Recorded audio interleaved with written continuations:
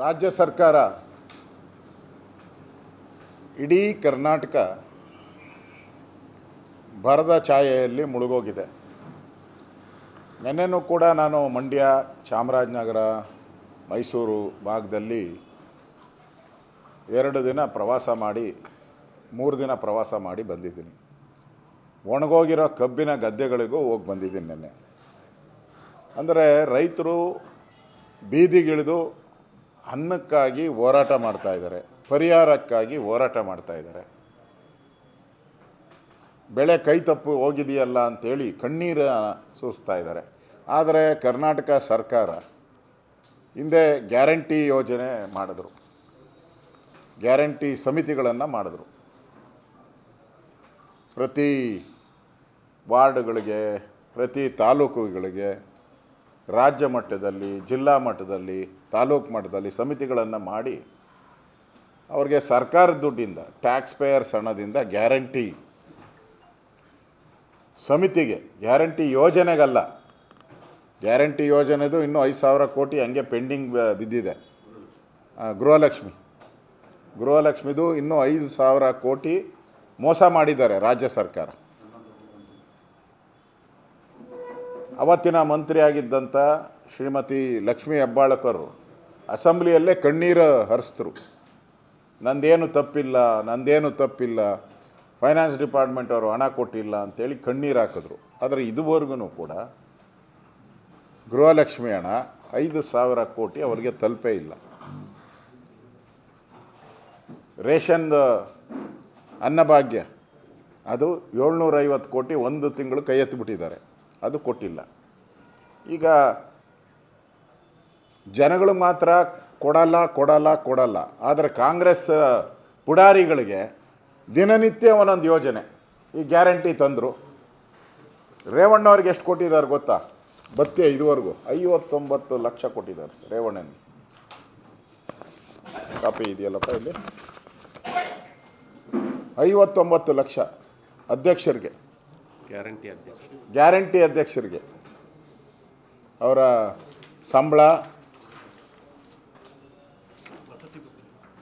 ವಸತಿ 58,42,484 ರು ವಸತಿ ವೆಚ್ಚ.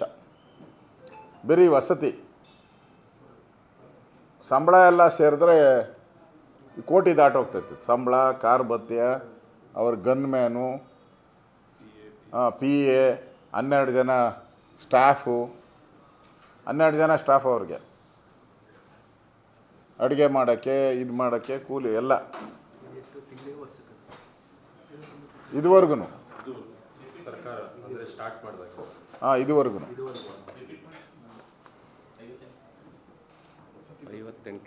ಇದು ಏನು ಗ್ಯಾರಂಟಿ ಸಮಿತಿಯ ಅಧ್ಯಕ್ಷರಾದಂಥ ರೇವಣ್ಣವರಿಗೆ ವಸತಿಗೋಸ್ಕರ 58,42,484 ರು ವಸತಿ ಭತ್ಯೆ, ವಸತಿಗೆ ಮಾತ್ರ. ಸಂಬಳ ಬೇರೆ, ಅದು 2.5 ಲಕ್ಷ ರೂಪಾಯಿ ಏನೋ ಸಂಬಳ ಕೊಡ್ತಾರೆ ಅನ್ನೋದು. ವೆಹಿಕಲ್ಲು 12 ಜನ ಸ್ಟಾಫು, ಸರ್ಕಾರದ 12 ಜನ ಸ್ಟಾಫ್, ಇವೆಲ್ಲ ಸೇರಿಸಿದ್ರೆ ಸುಮಾರು 2 ಕೋಟಿಗೂ ಹೆಚ್ಚು ಹಣ ಆಗೋಗ್ತದೆ. ಒಬ್ಬರಿಗೆ ನಾನು ಹೇಳ್ತಾ ಇರೋದು, ಗ್ಯಾರಂಟಿ ಸಮಿತಿ ಅಧ್ಯಕ್ಷರಿಗೆ, ಉಪಾಧ್ಯಕ್ಷರಿಗೆ ಬೇರೆ. ಉಪಾಧ್ಯಕ್ಷರು 5 ಜನ, ಅವ್ರಿಗೂ ಮನೆ ಎಲ್ಲಿ? Minister bungalow. ಯಾವ ರೋಡಪ್ಪ ಅದು? ಜಯಮಾಲ್ ರೋಡಲ್ಲಿ ಉಪಾಧ್ಯಕ್ಷರಿಗೆ ಮನೆ ಕೊಟ್ಟವ್ರೆ. ನನಗೆ ಕೊಟ್ಟಿಲ್ಲ ಮನೆ. ಕಾನ್ಸ್ಟಿಟ್ಯೂಷನಲ್ ಪೋಸ್ಟು, ಪ್ರತಿಪಕ್ಷದ ನಾಯಕರು, ಸ್ಯಾಡೋ CM, ಅಸೆಂಬ್ಲಿಯಲ್ಲಿ ಹೇಳಿದ್ದಾರೆ ಸಿದ್ದರಾಮಯ್ಯನವರು, ಶಾಡೋ CM ಅಪ್ಪ ನೀನು ಅಂತೇಳಿ. ನಮಗಿಲ್ಲ. ಅವ್ರಿಗೆ ಉಪಾಧ್ಯಕ್ಷರಿಗೆ ಸರ್ಕಾರಿ ಬಂಗ್ಲೆ, ಅವ್ರಿಗೂ ಇಷ್ಟೇ ಖರ್ಚು. ಆ ಉಪಾಧ್ಯಕ್ಷರಿಗೂ ಕೂಡ ಅವ್ರಿಗೂ 58 ಲಕ್ಷ ದುಡ್ಡು ಅವ್ರಿಗೂ ಖರ್ಚಾಗಿದೆ. 5 ಜನ ಉಪಾಧ್ಯಕ್ಷರು. ಆಮೇಲೆ ಇಡೀ 224 ಸಮಿತಿಗಳಿದೆ, ಅವ್ರಿಗೆಲ್ಲ ತಿಂಗಳಿಗೆ 25,000 ರೂಪಾಯಿ ಏನೋ ಸಂಬಳ, 25 ಲಕ್ಷ. ಆಮೇಲೆ ಸಿಟ್ಟಿಂಗ್ ಫೀಸು ಆಫೀಸ್ಗೆ ಚೇರು ಟೇಬಲ್ಲು ಅವ್ರಿಗೊಬ್ಬ PA, ಇದೆಲ್ಲ ಲೆಕ್ಕ ಹಾಕಿದ್ರೆ ಒಂದು 150-200 ಕೋಟಿ ಆಗೋಗ್ತದೆ. ಇದೇ ಯಾಕೆ ಮಾಡ್ತಾ ಇದ್ದಾರೆ ಅಂದರೆ ನಿರಾಶ್ರಿತರು, ಗಂಜಿ ಕೇಂದ್ರ, ಕಾಂಗ್ರೆಸ್ಸಿನ ಇದೊಂದು ಗಂಜಿ ಕೇಂದ್ರ ಇದು. ಅವ್ರಿಗೆಲ್ಲ ಗಂಜಿ ಹಾಕ್ಕೊಂಡು ಕಾಂಗ್ರೆಸ್ ಪಾರ್ಟಿನ ನಡೆಸೋಕ್ಕೋಸ್ಕರ ಜನರ ತೆರಿಗೆ ಹಣವನ್ನು, ರೈತರ ತೆರಿಗೆ ಹಣವನ್ನು ಅವ್ರಿಗೆಲ್ಲ ಕೊಡ್ತಾ ಇದ್ದಾರೆ.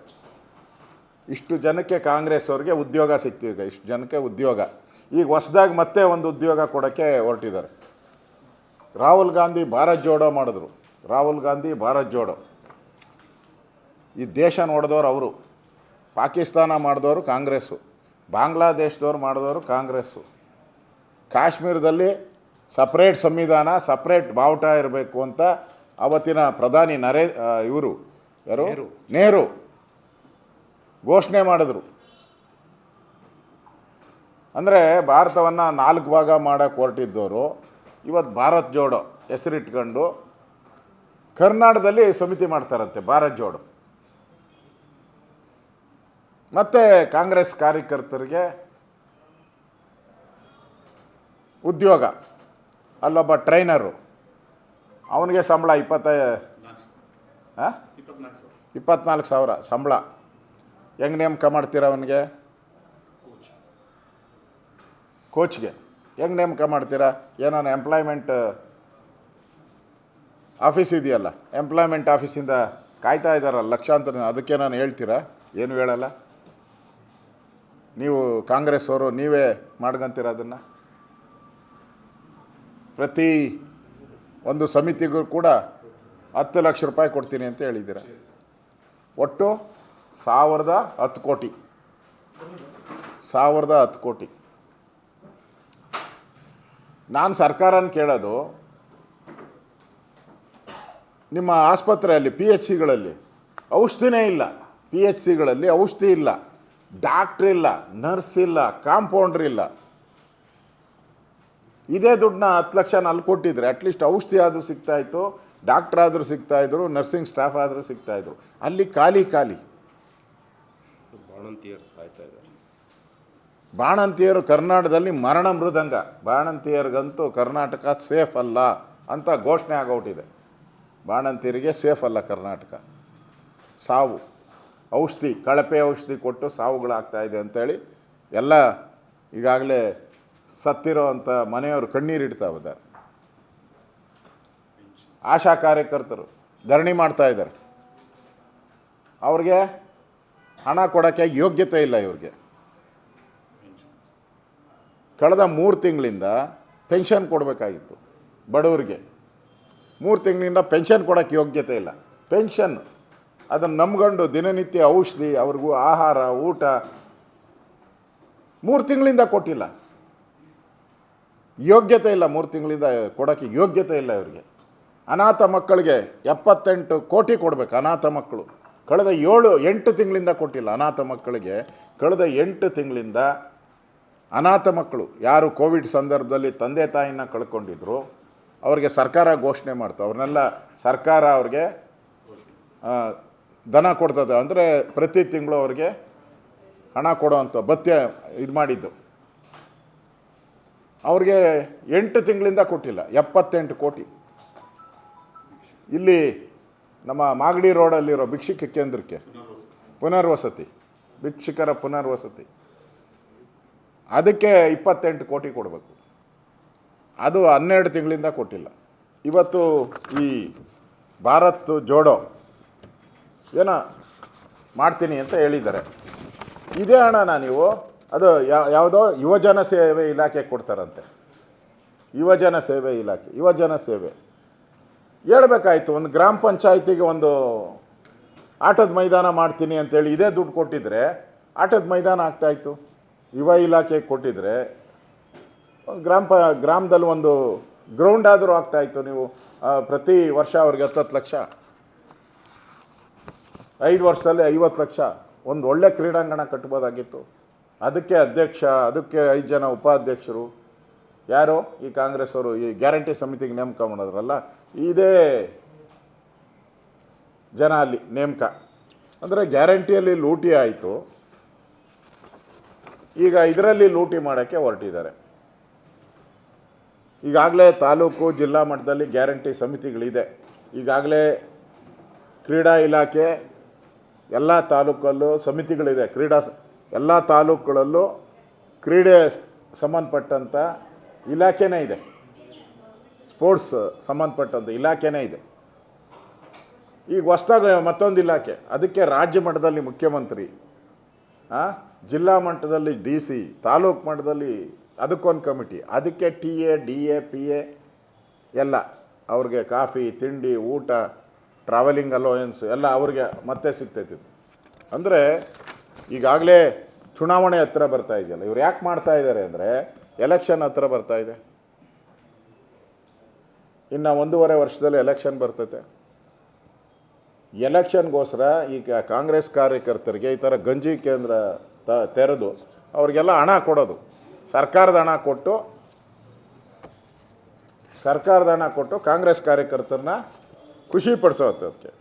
ಇದೊಂಥರ ಭ್ರಷ್ಟಾಚಾರ, ಸಾಂಸ್ಕೃತಿಕ ಭ್ರಷ್ಟಾಚಾರ ಅಂತಾರಲ್ಲ, ಇದು ಲಂಚ ತಗೊಳೋದಲ್ಲ, ಇದು ಸರ್ಕಾರ ದುಡ್ಡೇ ಕೊಟ್ಬಿಡೋದು. ಇದು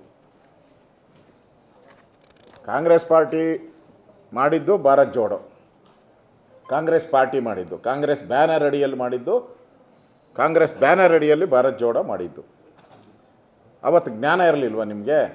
ಕಾಂಗ್ರೆಸ್ ಪಾರ್ಟಿದು ಬಿಟ್ಟು ಪಬ್ಲಿಕ್ತು ಅಂತ ಮಾಡಬೇಕಾಯ್ತು ಭಾರತ್ ಜೋಡೋ, ಅವಾಗ ಮಾಡಲಿಲ್ಲ. ಈಗ ಅದೇ ಹೆಸರು ಕಾಂಗ್ರೆಸ್ ಜೋಡೋ, ಕಾಂಗ್ರೆಸ್ಸಿನ ಲೋಗೋ ಇಟ್ಕೊಂಡು ಹಿಂಬಾಗಿಲಿನ ಮುಖಾಂತರ ಕರ್ನಾಟಕದ ಟ್ಯಾಕ್ಸ್ ಪೇಯರ್ಸ್ ಹಣವನ್ನು ಲೂಟಿ ಮಾಡೋಕ್ಕೆ ಹೊರಟಿರುವಂಥ ಒಂದು ಹುನ್ನಾರ ಇದು. ಇದು ಅತೃಪ್ತ ಕಾಂಗ್ರೆಸ್ಸಿನ ಪುನರ್ವಸತಿ ಕೇಂದ್ರ ಇದು.